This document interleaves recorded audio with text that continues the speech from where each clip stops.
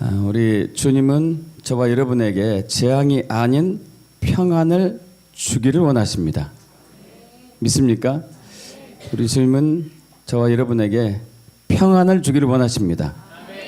우리 뒤에 합독해 볼까요? 하나 더요. 합독합니다. 여호와의 말씀이니라. 너희를 향한 나의 생각을 내가 아나니 평안이요 재앙이 아니니라. 너희에게 미래와 희망을 주는 것이니라. 두 번만 더 하겠습니다. 여호와의 말씀이니라. 너희를 향한 나의 생각을 내가 아나니 평안이요 재앙이 아니니라. 너희에게 미래와 희망을 주는 것이니라. 여호와의 말씀이니라. 너희를 향한 나의 생각을 내가 아나니 평안이요 재앙이 아니니라. 너희에게 미래와 희망을 준 것이니라. 아멘. 여러분 이 말씀을 믿습니까? 여러분 그런데 이 말씀이 전해진 시기가 참 묘한 시기입니다. 주님이 오시기 605년경에 지금으로부터 한 2600년경이겠죠. 2600년경에 이스라엘 남유다가 바벨론에 의해서 1차 침공을 받게 되죠. 그때 이제 다니엘을 포함한 많은 왕족과 귀족들이 이제 끌려가게 됩니다.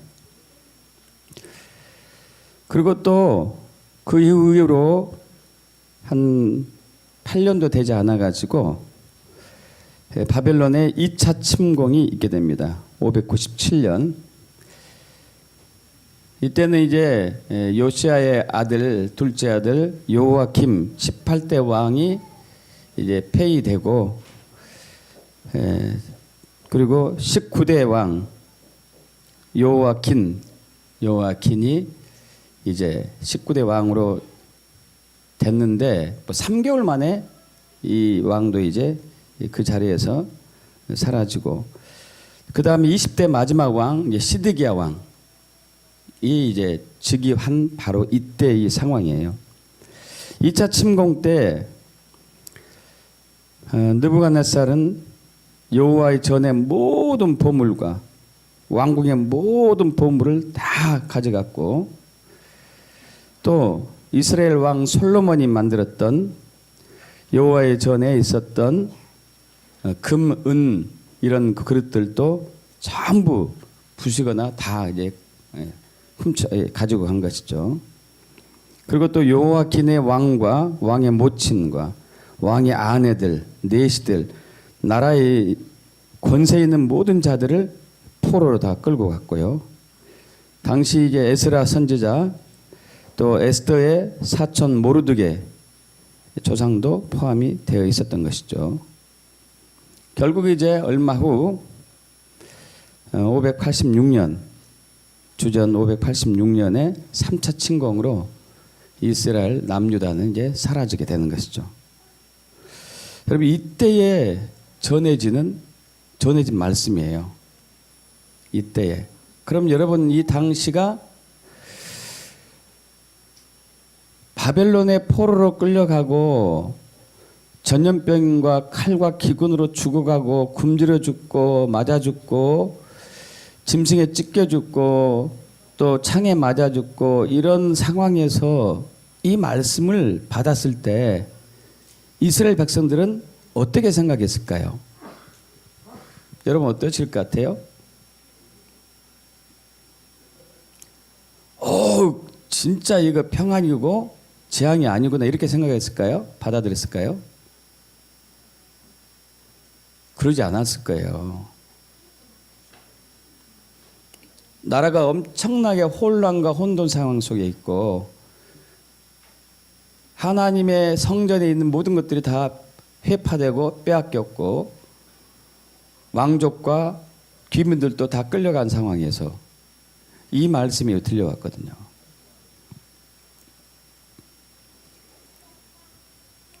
그러면서 바벨론의 포로로 끌려간 이스라엘 백성들에게는 이렇게 얘기합니다. 너희는 거기서 집을 짓고 텃밭을 만들고 그 열매를 먹고 아내를 맞이해서 자녀들을 낳고 또 너희 후손들이 또 아내를 맞이하고 너희 후손들이 남편을 맞이해서 자녀를 낳게 하고 거기서 번성하고 줄어들지 않게 하라. 또 너희는 내가 사로잡혀 가게 한 그 성읍의 평안을 구하고 그를 위하여 여호와께 기도하라. 그 성읍이 평안함으로 너희도 평안할 것임이라. 이런 식으로 이제 얘기를 한 거죠. 자, 이 당시 남유다 이스라엘 백성들에게 있어서는 이건 도저히 납득이 갈 만한 그런 말씀이 아닌 거예요. 우리가 평안하면은 전쟁이 없어야 되고 다툼이 없어야 되고 침략당하는 것이 없어야 되고 전염병도 없어야 되고 칼에 맞아 죽거나 기근으로 죽는 것도 없어야 되고 모든 것이 형통하고 잘 돼야 되는 것이 평안의 의미인데 우리가 생각하는 평안과 주님이 얘기하는 평안의 의미가 뭔가 차이가 있는 것을 우리는 발견할 수가 있는 것이죠. 근데 설상가상으로 바벨론의 포로로 끌려간 백성들 말고 본국에 남아있는 백성들은 더 사태가 심각했습니다. 굶어 죽거나 전염병으로 죽거나 짐승에게 물려 죽거나 또 다른 민족에 끌려가 가지고 여러 세계 나라에 흩어져 버린 그야말로 더 비참한 상황이 된 것이죠. 이런 상황 가운데 우리 주님은 예레미야 선지자를 통해서 내가 너희를 향한 나의 생각은 재앙이 아니고 평안이다. 이렇게 얘기하고 있는 거예요. 우리가 여기서 어떻게 또 우리 이 시대를 사는 우리는 어떻게 이것을 해석하고 우리 삶에 적용해야 될지 주님의 지혜가 필요하리라 믿습니다. 4,000년 전 아브라함 조상 아브라함에게 주신 약속은 참으로 엄청났습니다. 갈대아 우리에 살던 그를 이제 가나안 땅에 들이시고 그가 밟는 곳마다 그 후손이 차지하게 하고 그 후손이 하늘의 별처럼 바다의 모래처럼 많아지게 하고 그 모든 민족이 아브라함과 그 후손을 통해서 복을 받게 이런 엄청난 복을 주셨고 그 이후로 이제 모세 시대에 이스라엘 백성들이 애굽에 살았지만은 또 수백만 명이 다시 안전하게 가나안 땅으로 들어갔고 또 다윗 왕조가 세워짐으로써 다윗의 왕위가 영원히 번성하는 것처럼 이런 시나리오가 이렇게 착착착착 진행되어 왔었는데 이제 남유다는 멸망 붕괴 직전의 상황이 온 것이죠. 그러면서 70년 만에 그러나 하나님은 돌아오게 할 것이라고 이제 약속을 한 바가 있습니다. 왜 70년인가 하면은 그 이스라엘 백성들이 350년 이상을 하나님께 반역을 했습니다. 반역을 하면서 7년에 한 번씩 안식년이 오는데 7년에 한 번씩 안식년이 오는데 이 안식년을 통해서 땅이 쉬게 하고 또 사람들이 또 회복되는 그 땅과 그 사람이 회복되는 역사가 있어야 되는데 350년 동안 하지 않았어요. 땅이 그러니까 7년에 한 번씩 쉬어야 할 그 땅에 350년 동안 안식을 갖지 못하기 때문에 주님께서는 70년에 이제 포로 시간을 두고 그 사이에 본국에 있었던 땅을 회복하고자 하는 하나님의 또 계획이 있었던 것은 성경을 통해서 알 수가 있는 것이죠.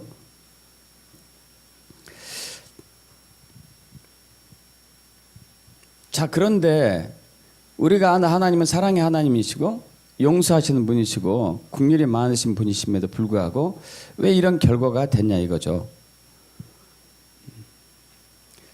요아김 18대 왕 요아김의 아버지가 여러분 잘 아시는 17대 왕 요시야 왕이에요. 요시야 왕 때 어마어마한 종교 개혁을 했습니다. 아주 어린 나이에 8살 때 이제 왕으로 이렇게 올라왔는데 무려 12세 때부터 막 종교 개혁을 단행했습니다. 우상 제단을 무너뜨리고 성전을 청소하고 그러다가 18세 때인가 이 성전 청소 중에 율법서를 발견했어요. 모세오경 중에 한 부분이었던 것 같은데 토라를 발견해 가지고 그 토라를 읽고 요시야 왕이 자기 가슴을 찢고 회개하죠. 그러면서 더 강력한 종교 개혁을 벌입니다. 그래서 이제 뭐 바알, 아세라, 산당 뭐 이런 걸 다 없애버리고 유월절도 다시 회복하고 전국적으로 많은 이제 영적인 회복이 있게 되는 것이죠. 그럼에도 불구하고 하나님께서는 요시야 왕의 겸비로 이스라엘 용서하지는 않았어요. 다만 20년 유예 기간만 주었어요. 그러면서 요시야 왕에게는 너는 너의 겸비함으로 너는 평안히 조상에게 갈 것이다. 이렇게만 얘기했을 뿐인 것이죠. 요시야 왕이 죽고 나자 이스라엘 백성들은 다시 옛날로 돌아가고 맙니다. 그들의 마음이 너무 완악해가지고 너무 강팍해가지고 요시야 왕 때에 강하게 종교개혁을 하고 막 산당, 우상 철폐하고 하다 보니까 그냥 뭐 할 수 없이 마지못해 따라가긴 했지만 이미 내면에서는 그들의 마음이 수십 년, 수백 년 동안 굳어지고 완악해지고 강팍해지기 때문에 돌이킬 수가 없었어요. 참 이걸 보면서 인간의 마음이 이렇게 하나님을 크게 배반하고도 회개하지 않는 그 본성이 있구나, 이걸 발견하게 되는데요. 결국 그래서 이제 이스라엘이 멸망 붕괴 당하고 있는 것이죠. 그런데 주님은 여기에 평안이라고 하시는 거예요. 이게 평안이다. 이걸 오늘날의 대한민국에 적용을 해보기를 원합니다. 여러분, 하나님이 보실 때에 이 대한민국의 상황은 어떤 상황일까요? 어떤 상황일까요? 지금 우리 주변 국가를 먼저 살펴보겠습니다. 현재 미국은 다행히도 트럼프 대통령이 통치를 하게 됨으로써 다시 하나님께 돌아가고자 하는 움직임이 있는 것이죠. 이스라엘을 회복하는 데 주력하고 텔아비브는 미국 대사관을 예루살렘으로 이미 옮겼고 앞으로 또 이제 성전을 재건하려고 하는 그러한 계획도 있는 것이고요.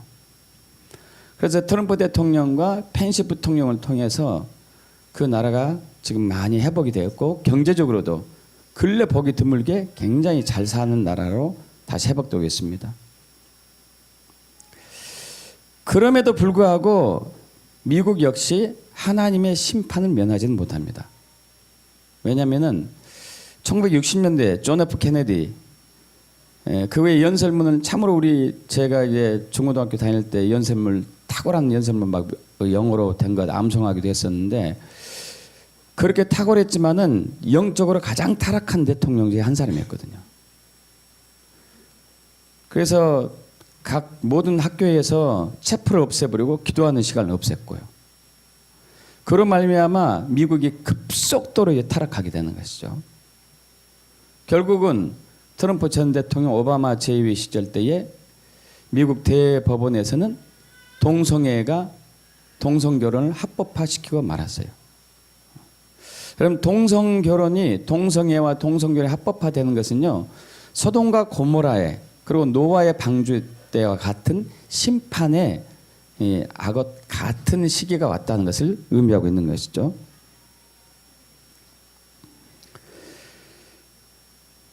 이미 유럽의 많은 국가들, 전 세계 많은 국가들이 동성애나 동성혼을 합법적으로 인정했습니다.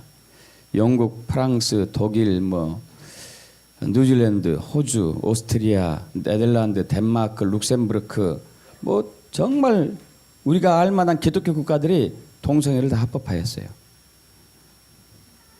그리고 아시아에서는 최초로 대만이 동성애를 합법화했고 이미 대만도 하나님의 심판이 정해졌습니다.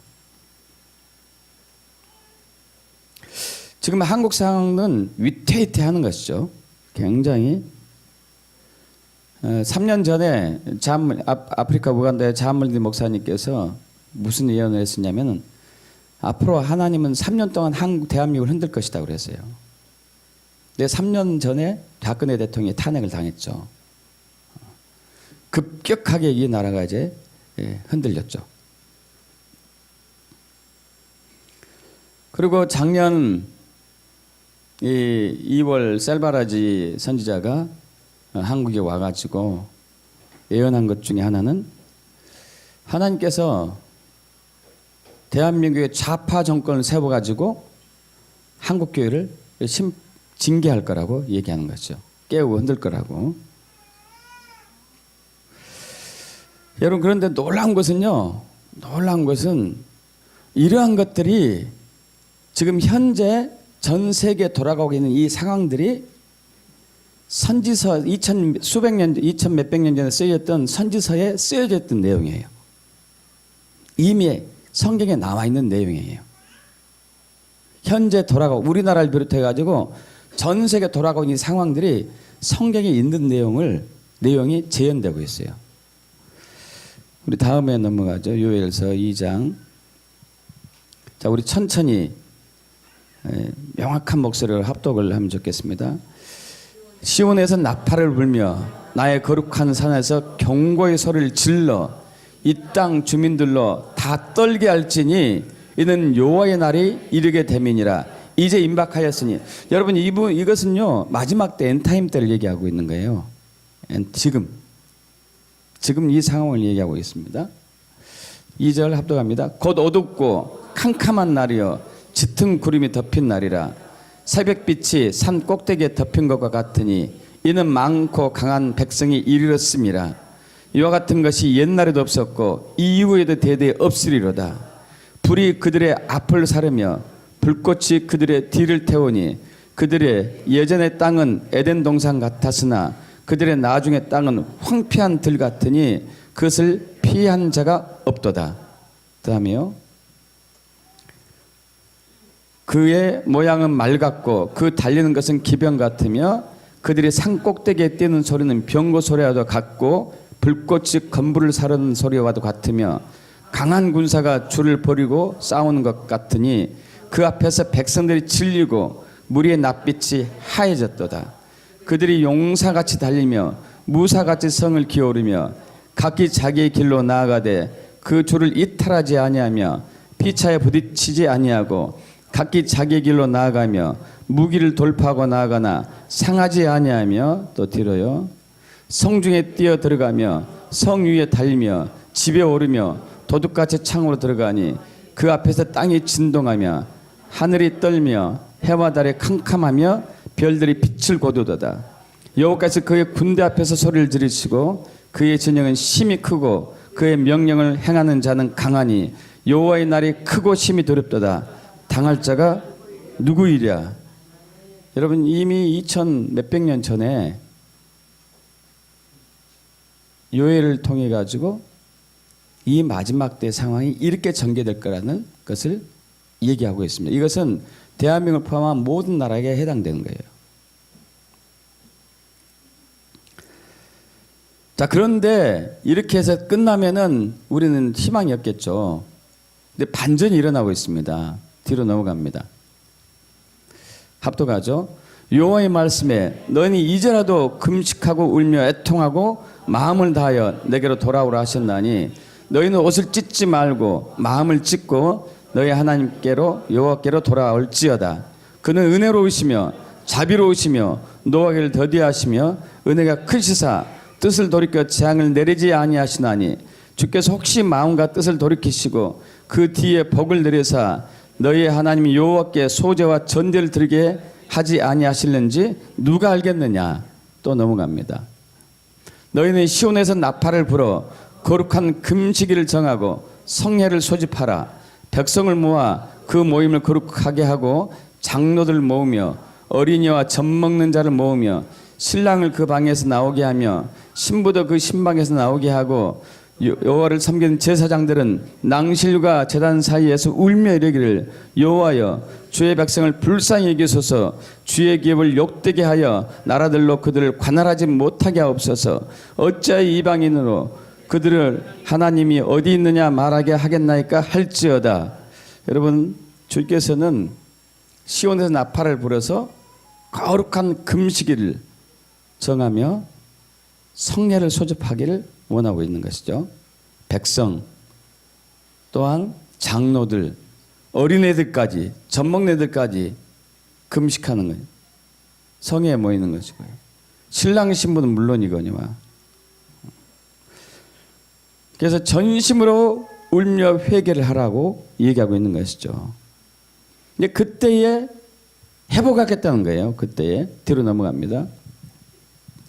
합독하죠. 그때에 여호와께서 자기의 땅을 극진히 사랑하시어 그의 백성을 불쌍히 여기실 것이라. 여호와께서 그들에게 응답하여 이르시기를 내가 너에게 곡식과 새 포도주와 기름을 주리니 너희가 이로 말미암아 흡족하리라. 내가 다시는 너희가 나라들 가운데서 욕을 당하지 않게 할 것이며 내가 북쪽 군대를 너희에게서 멀리 떠나게 하여 메마르고 적막한 땅으로 쫓아내리니 그 앞에 부대는 동해로 그 뒤에 부대는 서해로 들어갈 것이라. 상한 냄새가 일어나고 악취가 오르리니 이는 큰 일을 행하였음이니라 하시리라.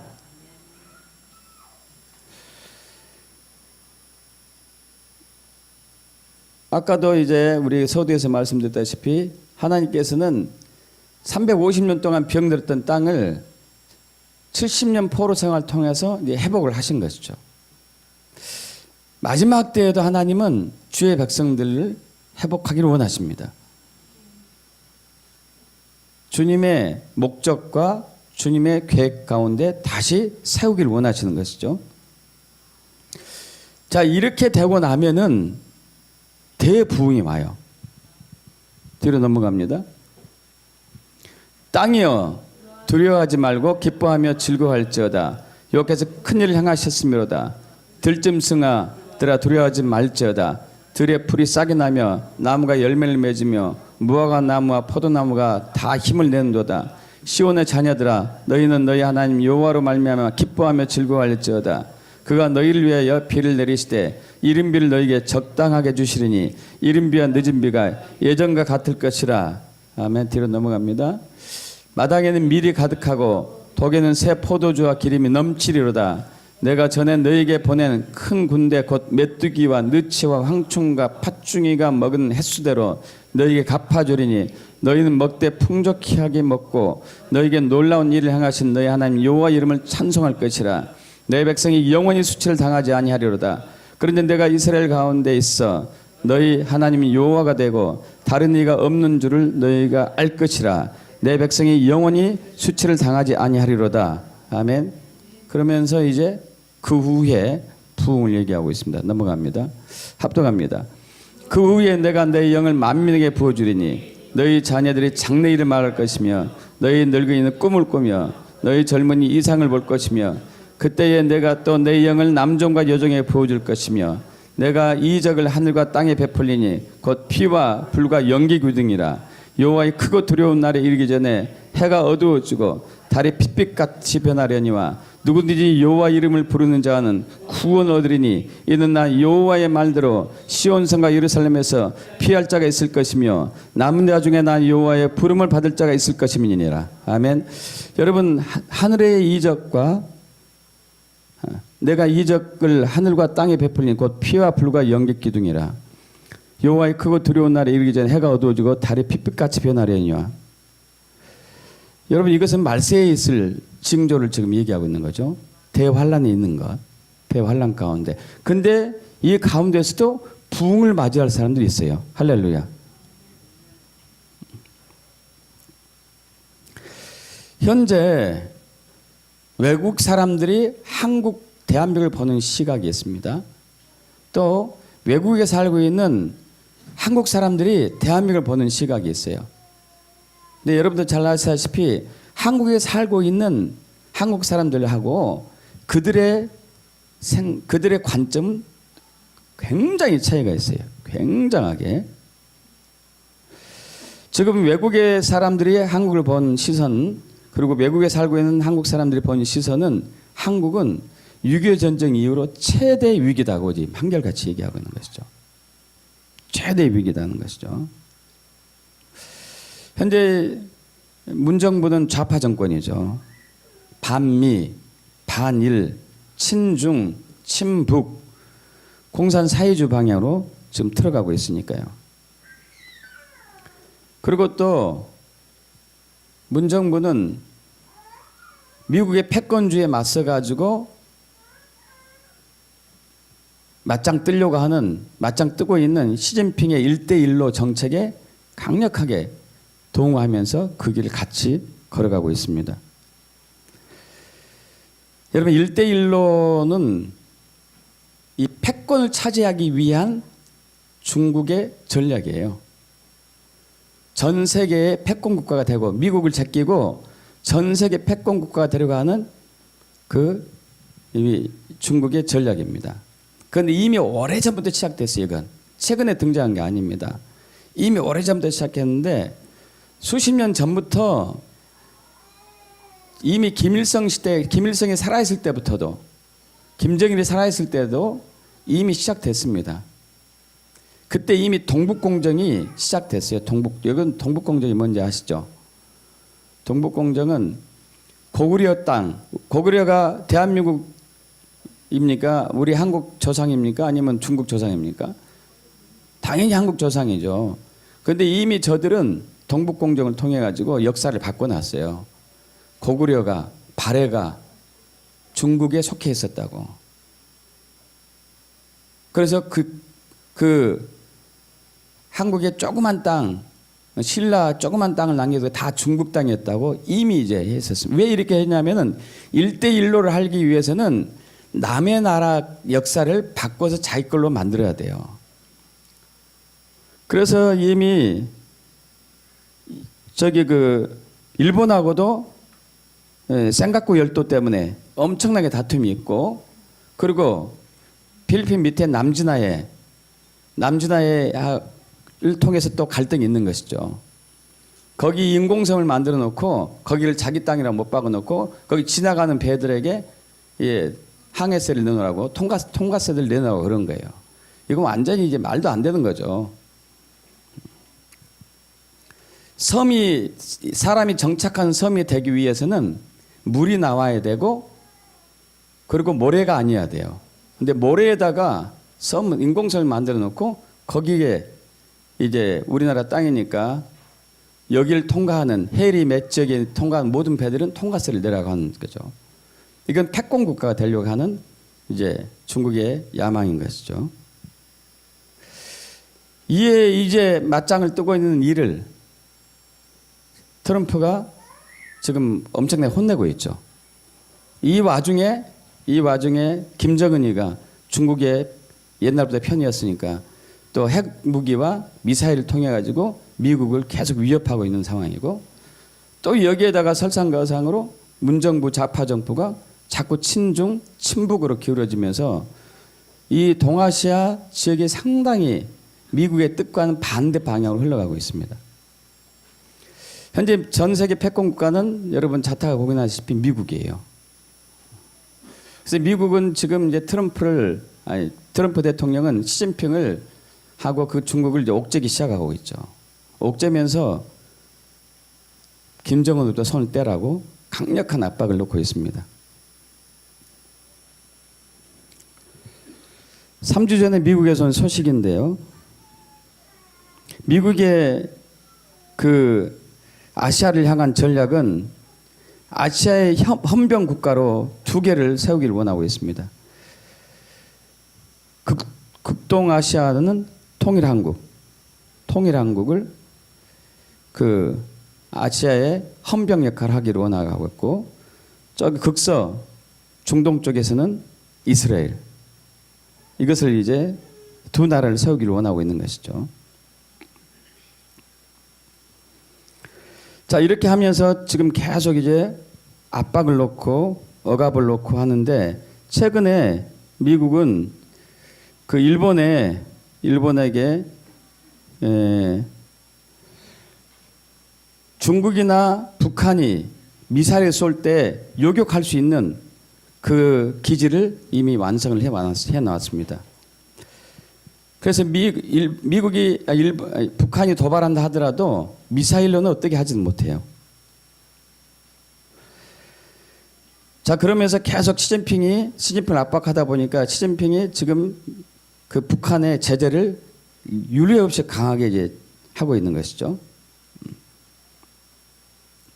그러는 가운데 지난달 11월 8일 에이브럼스 주한 미군 사령관으로 에이브람스가 왔습니다. 이분은 굉장히 그러니까 이제 친한국파고 강성이에요. 11월 8일 이 미국에서 이제 한국으로 오기 전에 미국 군인들에게 한 연설 내용을 잠깐 제가 말씀드리겠습니다. 지금은 미국과 북한이 핵을 협상하고 있는 중요한 시점입니다. 한미 합동훈련이 일시로 중단했지만 이는 북한에 대한 제재와 한미연합군에 대한 병력 준비 세태에 나쁜 영향력을 미칠 수 있다고 봅니다. 나는 지금 한미연합군의 병력이 과거보다 확실히 약해졌다고 생각합니다.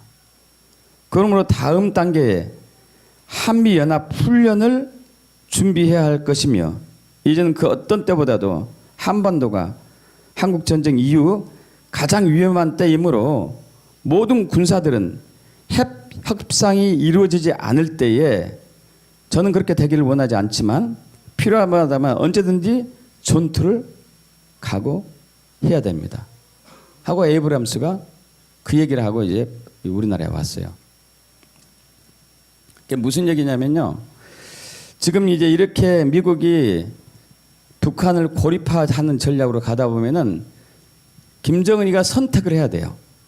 어느 쪽에 줄을 설 것인가. 시진핑한테 줄을 서지는 못해요. 왜냐하면 시진핑이가 이미 김정은을 북한을 밀어내기 시작했으니까 자기가 살려고. 그래서 어디로 가야 되냐 이거죠. 어디로 가야 돼. 그게 김정은의 고민이에요. 그래서 지금 이제 뭐 여기 한국에 오나이 마나이 하다가 지금 못하고 있는 것도 그 고민이거든요.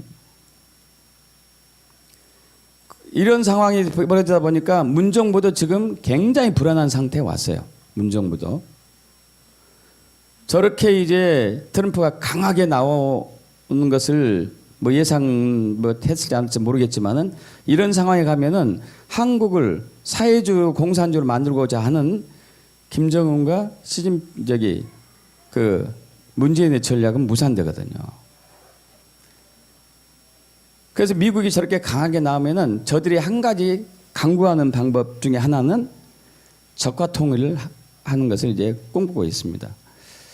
무슨 얘기냐면은 단시간 내에 북한이 군을 이끌고 한국을 밀고 들어왔을 때 6.25 때보다 더 빠른 속도로 한국을 쳐서 한국을 점령할 수 있도록 모든 걸 내어주는 전략이거든요. 그래서 이미 많은 개방을 해버리는 것이죠. DMZ를 비롯해 가지고 뭐 지뢰밭도 철수시키고 지뢰도 없애는 것이고. 여러분 이것은 이제 우리 한국 내에 있는 언론들은 얘기하지 않지만 외국에 있는 언론은 다 얘기하고 있는 바예요. 전부 다. 이랬을 때 미국이 어떻게 지금 대책을 세웠냐 이가 있거든요. 미국이 어떻게 대책을 세웠느냐. 여러분 미국은 한반도가 공산화되는 것은 절대 용납하지 않습니다.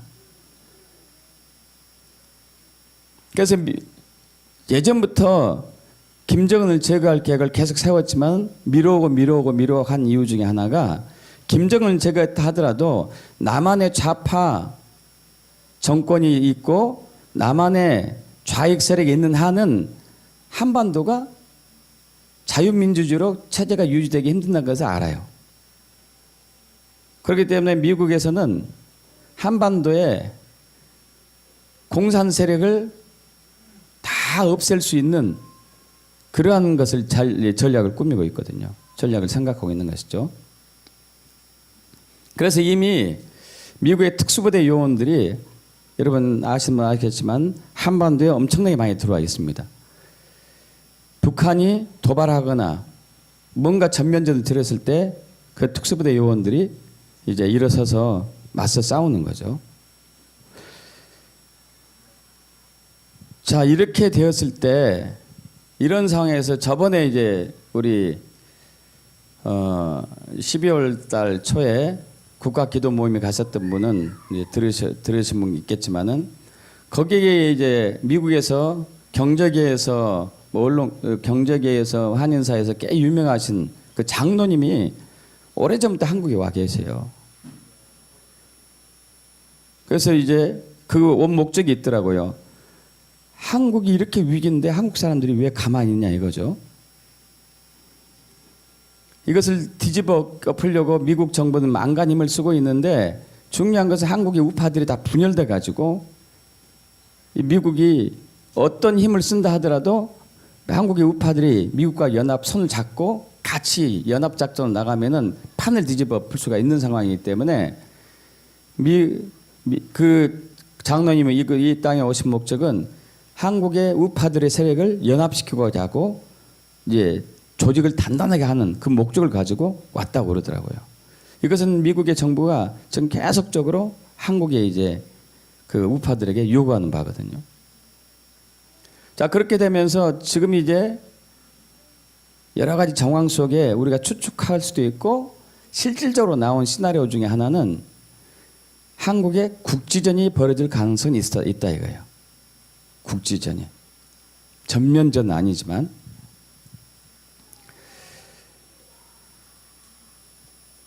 자, 이를 위해서 지금 저는 여러분에게 제 자신에게도 마찬가지고 한국교회에게 이때가 가장 중요한 시즌이고 시점이고 정말 우리가 전심으로 회개하며 울며 금식하며 기도할 때라고 선포합니다.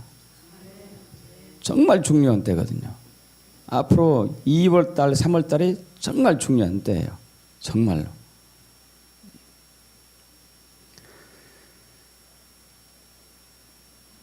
하나님께서는 당신의 뜻을 절대 굽힌 적이 없습니다. 주님의 뜻은 반드시 성취됩니다. 한국과 한국교회를 향한 주님의 계획은 반드시 성취됩니다. 믿습니까? 왜냐하면 이 나라와 하나님은 언약을 맺었어요. 평양 장대현교회 부흥이 왔었을 때에 남산현교회 부흥이 왔었을 때에 이 나라와 언약을 맺었어요. 여러분 그 탈북민 심주일 목사님이 이제 들려준 소식인데 북한 정권이 미국보다 경계하는 단체가 있어요. 어딘지 아십니까? 북한 정권이 미국보다 경계하는 단체. 국가보위국에 기독교를 말살하는 특명이 내려졌다. 최근 조선노동당 중앙정치국 회의에서 비상회의가 소집되었는데 안건은 기독교 한국 남한의 기독교 말살에 대한 것이었다. 여기에 미국도 무섭지도 않고 한국도 무섭지 않다. 미국이 우리에게 먼저 핵을 쏘지는 않을 것이다. 한국이나 미국이 먼저 우리를 치지도 않을 것이며 그런데 기독교인들 특히 남조선 기독교인들의 기도와 예배 때문에 우리가 망할 수 있다. 그래서 국가보위부에서는 기독교에 대한 탄압을 더 강화를 해야 된다는 특명이 내려졌다. 여러분 지금 북한 정권이 두려워하는 것은 한국의 교회예요. 믿습니까? 한국이 교회예요. 그런데 지금의 교회는 두려워하지 않아요. 워낙 세상과 타협을 해버렸기 때문에 거룩을 잃었기 때문에 지금의 교회는 두려워하지 않습니다. 그 돌아가신 황장엽 씨가 얘기한 내용이잖아요.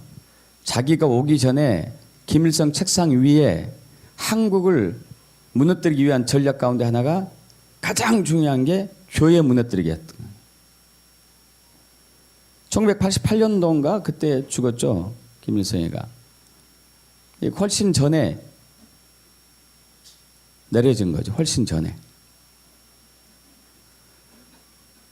그래서 이미 대형교회에 상당수의 좌파들이 포진되어 있고 대형교회에 사소한 것을 시비 삼아서 대형교회를 무너뜨리고 있고 또 아마 뉴스 엔조이라고 내가 기억하는데 이거 좌파 언론이거든요. 기독교 좌파 언론. 완전히 교회를 무너뜨리고 있는 좌파 언론이거든요. 자, 이러한 것들이 이미 오래전부터 수십 년 전부터 진행이 되어 왔어요. 그러면서 남한의 교회들이 인본주의로 다 변절시키고 말았던 것이죠. 여러분, 그럼에도 불구하고 하나님은 한국교회를 통해서 대한민국을 회복하기를 원하십니다.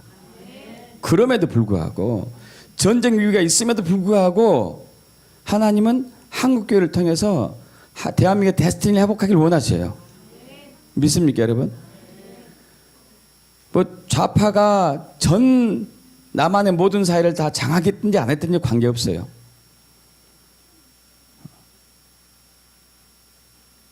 주님의 뜻은 절대 변개되지 않습니다.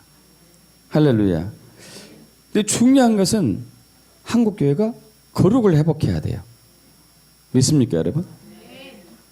거룩한 교회로 돌아가야 돼요. 뒤로 넘어가 보겠습니다. 자, 우리 합독해 볼까요? 여호와의 말씀에 너희 이제라도 금식하고 울며 애통하고 마음을 다해 내게로 돌아오라 하셨나니 너희는 옷을 찢지 말고 마음을 찢고 너희 하나님 여호와께로 돌아올지어다. 그는 은혜로우시며 자비로우시며 노하기를 더디하시며 은혜가 크시사 뜻을 돌이켜 재앙을 내리지 아니하시나니 주께서 혹시 마음과 뜻을 돌이키시고 그 뒤에 복을 내리사 너희 하나님 여호와께 소제와 전제를 드리게 하실는지 누가 알겠느냐? 또 뒤로 넘어갑니다. 너희는 시온에서 나팔을 불어 거룩한 금식일을 정하고 성례를 수집하라. 백성을 모아 그 모임을 거룩하게 하고 장로들을 모으고 어린이와 젖 먹는 자를 모으며 신랑을 그 방에서 나오게 하며 신부도 그 신방에서 나오게 하고 여호와를 섬기는 제사장들은 낭실과 제단사에서 울며 이르기를 여호와여 주의 백성을 불쌍히 여기소서 주의 계획을 욕되게 하여 나라들로 그들을 관할하지 못하게 하옵소서 어찌 이방인으로 그들의 하나님이 어디 있느냐 말하게 하겠나이까 할지어다. 아멘. 여러분, 한국 교회가 주님의 뜻 가운데 거룩으로 회복이 되었을 때는 한국의 데스티니는 다시 회복될 수 있습니다. 한국을 향한 주님의 뜻은 성취될 수 있는 것이죠. 여러분, 그래서 2019년 1월 1일부터 저희는 금식을 하자는 것이에요. 정말 간절한 마음으로. 2600년 전 나라를 잃은 이스라엘 백성들, 남유다 이스라엘 백성들 두 부류가 있었어요. 두 부류. 아까 서두에 말씀드렸었죠. 포로로 끌려갔지만, 바벨론으로 포로로 끌려갔지만 본국에 있는 것보다 더 잘 살게 된 이스라엘 백성들이 있었어요. 거기서 아들, 딸 잘 낳고 잘 먹고 잘 살고. 다만 포로로 있는 것만 좀 아쉽죠. 그러나 본국에 남아있는 이스라엘 백성들은 비참하게 살았습니다. 비참하게 살았어요. 이 차이가 어디 있는 것이죠? 이 차이가 바로 주님의 말씀에 누가 순종했느냐, 누가 복종했느냐 이거예요. 나라가 멸망했는데 주님의 뜻은 그 멸망한 이스라엘 백성들이 바벨론에 70년 동안 살기를 원했어요. 왜냐하면 이 땅 350년 동안 더러워진 땅을 회복하기 위해서. 근데 이를 찬성하고 갔던 사람들은 정말 그렇게 됐고, 이를 반대했던 사람들은 본국에 남아가지고 이 나라는 절대 하나님이 우리를 지켜주시고 이 나라는 절대 무너지지 않을 것이고 우리는 무슨 수단을 써도 이 나라를 지켜내자. 저 바벨론이 쳐들어오니까 애굽에서 사람들 원군을 데려와서 한판 붙어보자. 이렇게 했던 모든 백성들은 아주 심각하게 이제 무너졌죠. 여러분, 마지막 때는 지금 엔타임 때는 모든 민족들이 주님을 대적하고 대항하기 시작합니다. 반역하고. 그 디모데후서 3장 1절 이하죠. 뒤로 넘어가겠습니다. 뒤로 한 번 더요. 뒤로 넘어갑니다. 합독할까요? 너는 이것을 알라. 말세에 고통한 때가 이르러 사람들이 자기를 사랑하며 돈을 사랑하며 자랑하며 교만하며 비방하며 부모를 거역하며 감사하지 아니하며 거룩하지 아니하며 무정하며 원통을 풀지 아니하며 모함하며 절제하지 못하며 사나우며 선한 것을 좋아하지 아니하며 배신하며 조급하며 자만하며 쾌락 사랑을 하나님 사랑보다 더하며 경건의 모양은 있으나 경건의 능력은 부인하니 이 같은 자들에게서 내가 돌아서라. 그들 중에 남의 집에 가만히 들어가 어리석은 여자를 유인하는 자들이 있으니 그 여자는 죄를 중히 지고 여러 가지 욕심에 끌린 바 되어 항상 배우나 끝내 진리의 지식에 이를 수 없느니라. 여러분 지금 현재 이 상황이죠. 여러분 믿습니까? 동의하십니까? 지금 현재 이 상황이에요. 이대로 벌어졌어요. 이대로 지금 됐어요. 어느 때보다도 이게 심각해요. 사람들이 남 생각하는 거, 자기만 살려고 하는 거 심각하죠. 여러분 이런 상황인데 주님이 여기에 인자를 베푼다는 것은 있을 수가 없어요. 긍휼을 베푼다는 건 있을 수가 없습니다. 이 상황인데.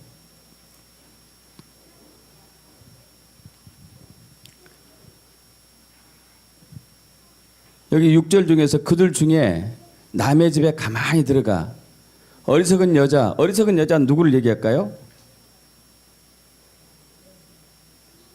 성경은 여자를 무엇로 비유하죠? 교회. 영적으로 좀 분별력이 없고 영적으로 깨어있지 못하고 영적으로 준비되지 못하고 영적으로 단장하지 못한 멍청한 여자들, 멍청한 교회를 유인해가지고 죄악에 빠뜨리는 세력이 있다는 얘기죠. 그것이 바로 적그리스도, 음녀 바벨론, 거짓 선지자들이겠죠. 지금 이제 이 시기. 여러분 이러한 상황 속에서요. 적그리스도에 동조 않는 것이 아마 최대로 잘하는 것일 것 같아요. 666표를 받지 않는 것은 진짜 잘하는 것일 것 같아요. 이런 상황 속에서 자 이때 주님은 대환란을 통해서 여러 가지 상황을 통해서 심판과 징계를 하게 됩니다. 근데 그 심판과 징계가 재앙으로 가는 심판과 징계를 맞이할지 아니면 평안으로 그 가운데서도 평안으로 가는 심판과 징계를 맞이할지는 우리에게 달려있어요. 교회가 어떠하냐에 따라 달렸습니다. 뒤로 넘어갑니다. 합독할까요? 여호와의 말씀에 너희 이제라도 금식하고 울며 애통하고 마음을 다해 내게로 돌아오라 하셨나니 너희는 옷을 찢지 말고 마음을 찢고 너희 하나님 여호와께로 돌아올지어다. 그는 은혜로우시며 자비로우시며 노하기를 더디하시며 은혜가 크시사 뜻을 돌이켜 재앙을 내리지 아니하시나니. 여러분 작년 4월 달에 13, 14, 15일 상암 월드컵 경기장에서 3일 국가회계 금식 성회를 했습니다.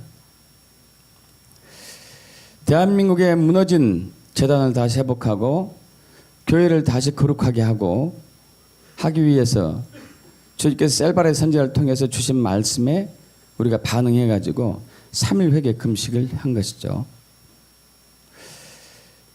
아까 서두에 말씀드린 것처럼 한국 교회가 주님께 돌아오지 않으면은 하나님은 한국의 좌파 정권을 통해서 한국 교회를 엄청나게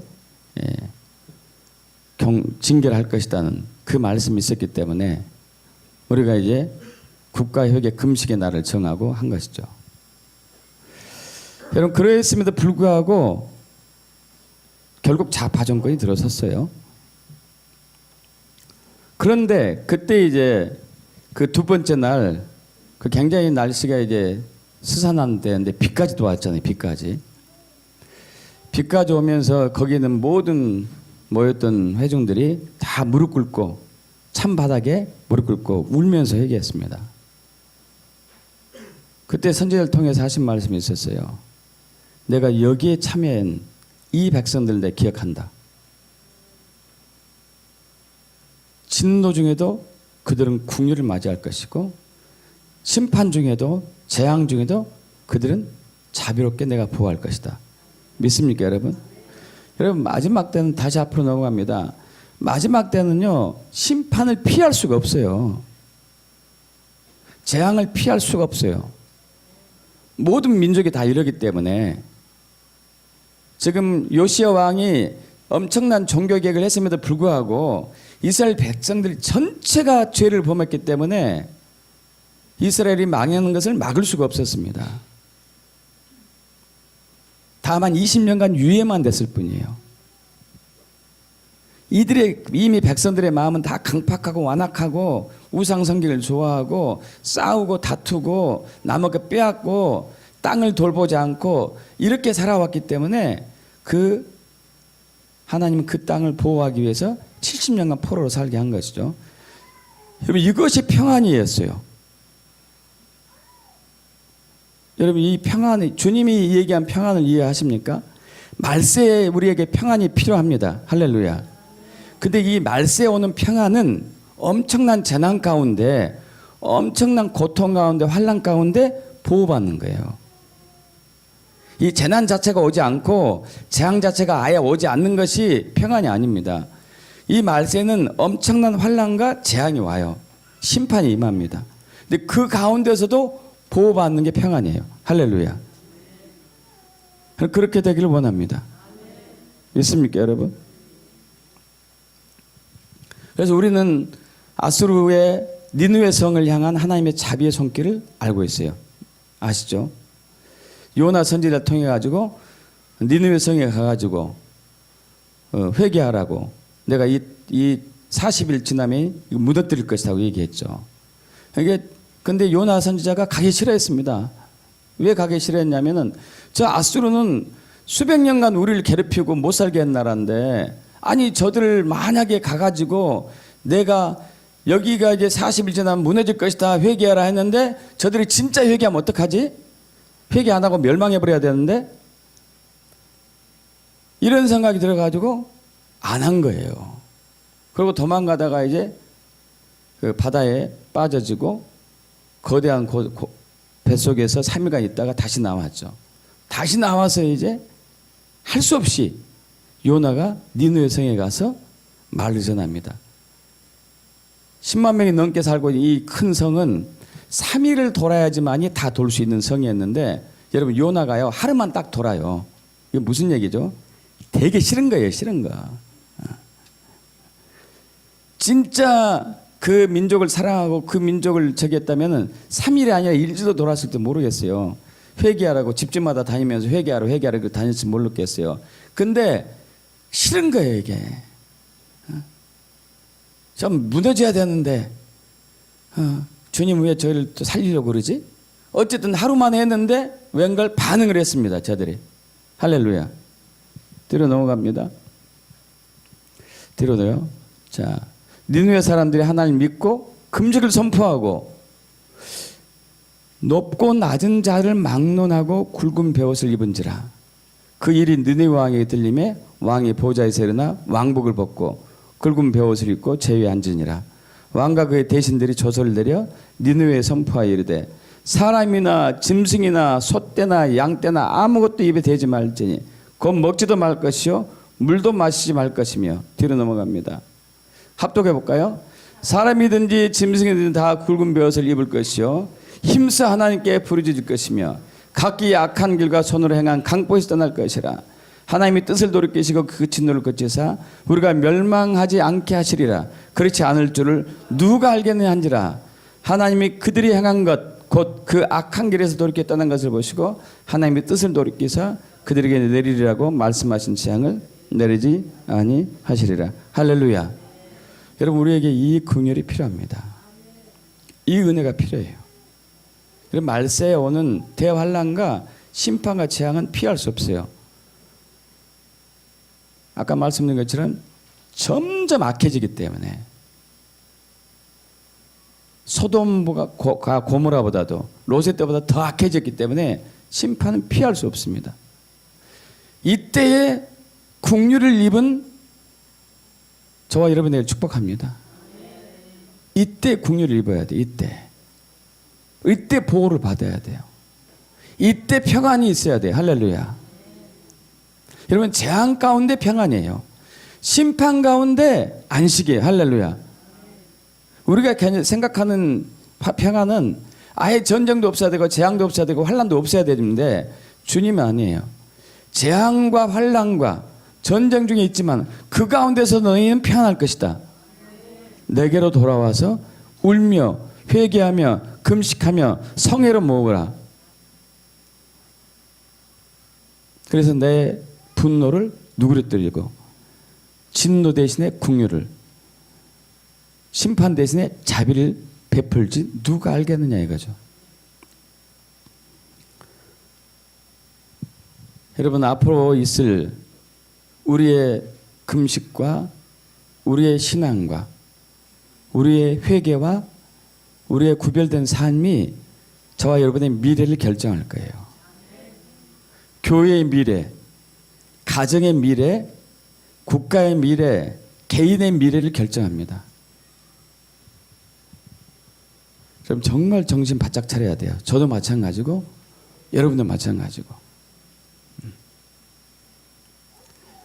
그래서 재앙 중에 평안을 잊기를 원합니다. 심판 중에도 안식에 처하기를 원합니다. 그렇다고 남을 돌보지 않는다는 것은 아니죠. 우리가 회복돼야지만 남을 돌볼 수 있기 때문에. 믿습니까, 여러분? 우리는 준비해야 돼요. 그리고 혹시 있을지 모르는 국지전을 대비해 가지고 여러분, 비상식량, 비상의약품 여러 가지 따로 준비를 해 놓으십시오. 일어나길 바라서 준비한 것이 아니고 혹시 모르니까. 안 일어나면 더 좋겠지만 국지전이나 전면전은 일어나지 않을 수도 있다고 봐요. 근데 국지전이 일어날 가능성은 얼마든지 있어요. 왜냐하면은 아까 말씀드린 것처럼 지금 시진핑이 코너로 몰리니까 김정은을 떨궈버리고 있거든요. 어떻게 반응할 거예요, 저들이? 살 길이 뭘까요, 살 길이? 그래서 어떻게 돌변할지 몰라요.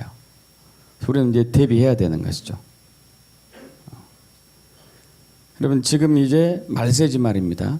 말세지 말인데 우리 시대를 읽어야 돼요. 영적인 분별을 가지고 하나님의 뜻을 파악해야 되고 말씀을 통해서 현 상황을 비춰봐야 돼요. 할렐루야. 그걸 통해서 정말 대환란과 위기 속에 평안과 안식에 처하길 축복합니다. 아멘. 우리 기도하겠습니다.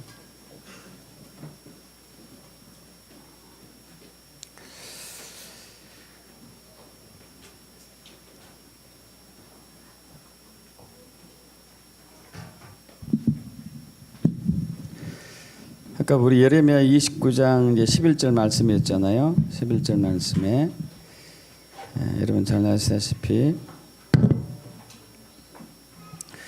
너희를 향한 나의 생각을 내가 아나니 평안이요 재앙이 아니니라. 너희에게 미래와 희망을 주는 것이니라. 있습니까? 그런데 이미 말세 사람들이 완악하게 되기 때문에 전례 없이 악하게 되기 때문에 이 땅의 심판과 징계는 피할 거라서 재앙은 피하지 못합니다. 그 가운데서도 평안을 누리는 유나이티드 교회가 되길 축복합니다. 한국교회가 되길 축복합니다. 주님, 이를 위해서 우리가 2019년을 맞이하며 회개하며 울며 금식하며 성회로 모이기를 결단하오니 진노 중에도 긍휼 베풀어 주시옵시고 심판 중에도 자비를 베풀어 주시옵소서.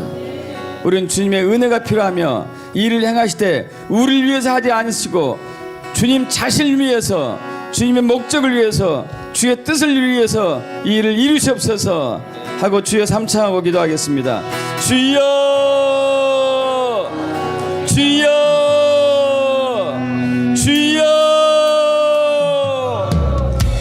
모든 나라 족속 가운데 할렐루야. 아버지 하나님, 예 그렇습니다. 2600년 전 남유다 이스라엘은 350년간의 죄악으로 말미암아 결국 무너졌고 결국 멸망당했습니다만 그럼에도 불구하고 그 가운데서도 주님은 바벨론 포로를 통하여서 평안을 주신 주님을 찬양합니다. 이것이 사람들 눈에 보이기에는 평안이 아니고 재앙이라 생각할지 모르지만 주님의 뜻에 있어서는 이것은 정말로 큰 평안이고 축복 복이었습니다. 주님, 이제 전례 없이 인류가 악해지고 있습니다. 동성애 동성혼이 합법화되는 세상에 살고 있습니다.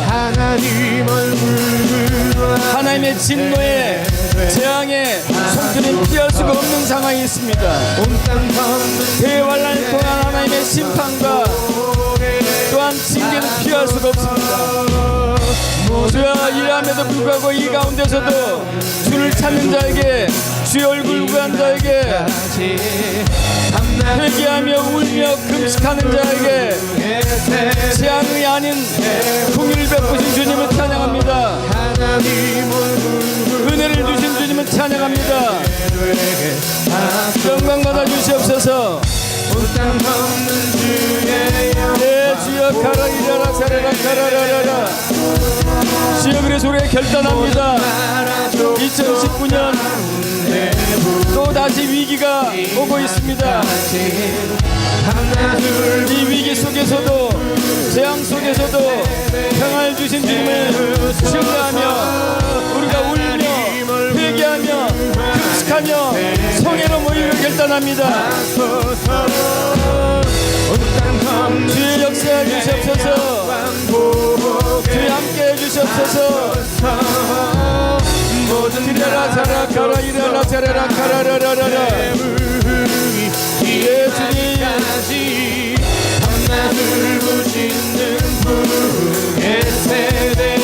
이래라 자라라 가라 이래라라라라라라. 할렐루야. 아멘. 주의 영광 보게 모든 나라 족속 아버지, 이만까지 밤낮을 부시는 부의 세대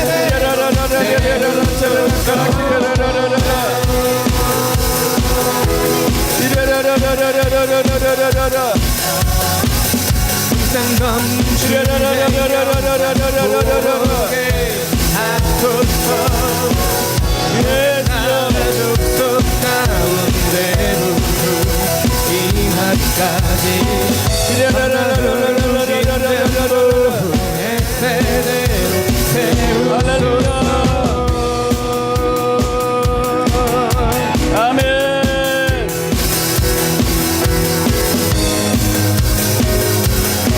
예, 주여.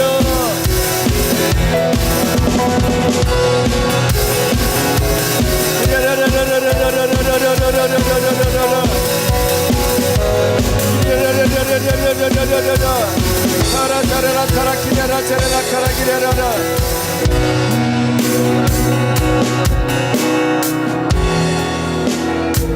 오 주님, 2600년 전 남유다가 바벨론에 멸망당할 때에도 주님이 이스라엘 백성들을 바벨론에서 평안히 살게 하신 주님을 찬양합니다.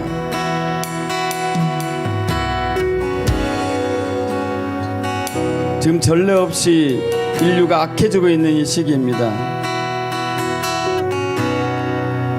이제 하나님께서는 주님 오신 길을 준비하기 위하여, 왕의 대를 수축하기 위하여 대환란을 내리실 터인데, 주님 그 가운데서도 주님을 찾고 깨어 준비하고 거룩하고 구별된 무리들에게 평안을 주신 주님을 찬양합니다. 이제 우리가 말세 이러한 삶을 살 수 있도록 우리를 더 깨워주시옵소서. 우리 주변에 일어난 모든 여러 가지 정황들은 한국교회를 깨우고자 하는 하나님의 또한 계획인 것을 봤습니다. 한국교회가 속히 깨어나서 거룩을 회복하고 구별된 삶을 통하여서 주님의 진노의 때에 진노 대신에 긍휼을, 심판 대신에 자비를 입는 그 한국교회가 되길 축복합니다. 이를 위해서 윤활교회를 세우신 것을 믿습니다. 이를 위해서 우리를 이겨서 부르신 것을 믿습니다. 이제 우리가 결단하옵기는 2019년 1월 1일부터 우리가 회개하며 울며 금식하며 성회로 모이기로 결단하오니 주여 우리의 마음을 정결하며 순결하게 하시고 주의 거룩한 전으로 회복하여 주시옵소서. 그래서 이 땅을 향한 주님의 뜻이 성취되며 대한민국의 데스티니가 회복될 것을 믿습니다. 한국교회 일어나서 예루살렘부터 예루살렘까지 부산에서 예루살렘까지 가는 그 경배의 대로를 수축할지어다. 왕의 대로를 수축할지어다. 뛰어 일어날지어다. 한국교회가 일어날지어다. 주께로 돌아올지어다. 거룩으로 돌아올지어다. 회개할지어다.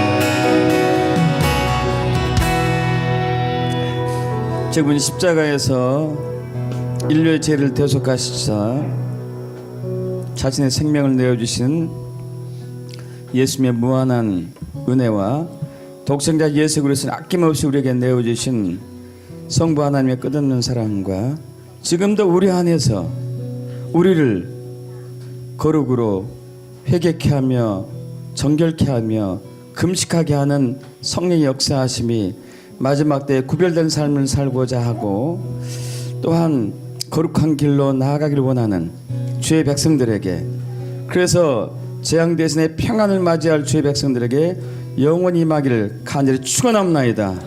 아멘.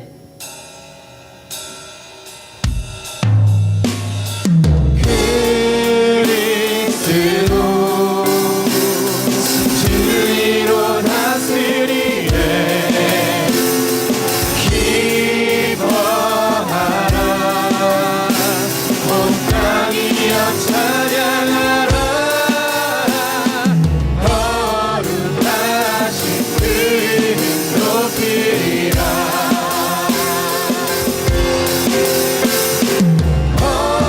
거룩하신 그를 높이리라.